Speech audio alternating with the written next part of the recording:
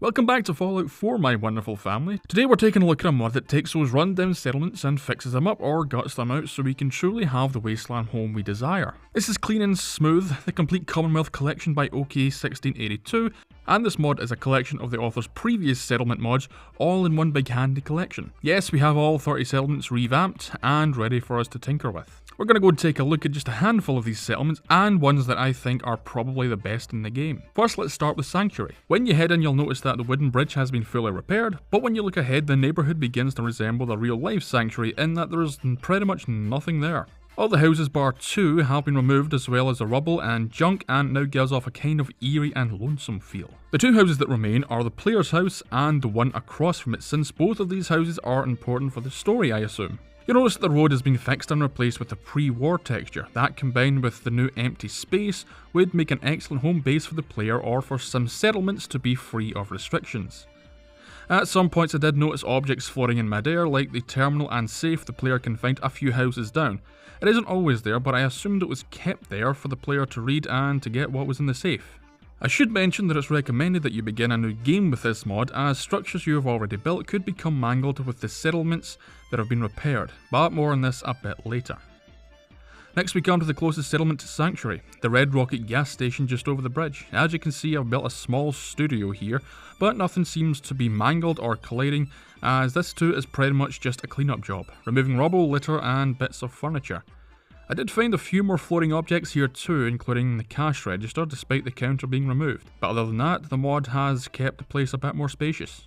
Next we head over to Manor, where I have tasked some settlements to auto-build a small abode. But I have since uninstalled it due to console mod space restrictions, and now it's just a steaming pile of nothing. But right away you can see the amazing repair job the mod has given the place, as well as tidied up the front area of trees and various annoyances that blocked your way. If we head inside, you can see the walls and doorways have been repaired. However, if you've already put doors in the empty doorways, then yes, you will end up with two doors.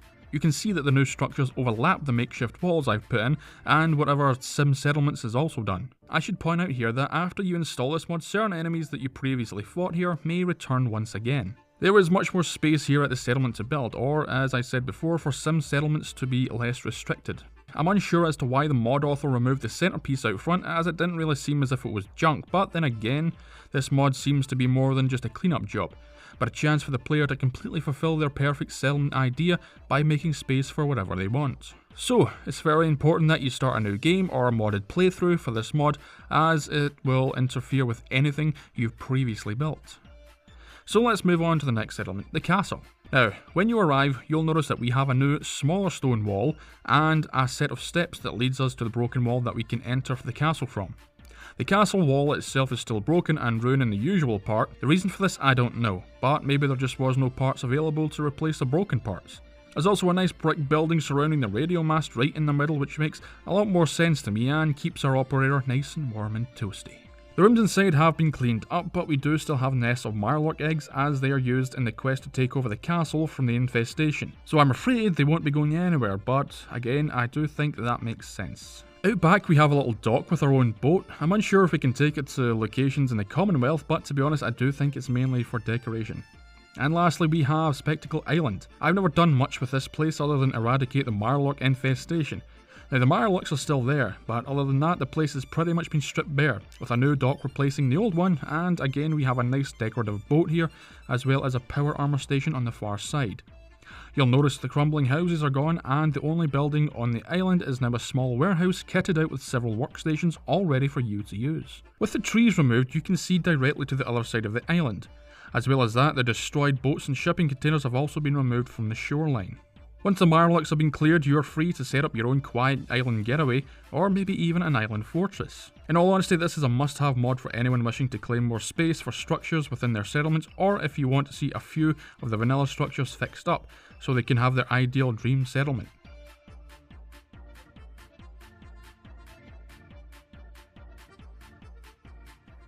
Well, thank you very much for watching the video. I hope you enjoyed it. The link for the mod, as usual, is in the description. Oh, and a big hello to any new subscribers. I'll try and get another video out maybe over the weekend, but until then, have a great day.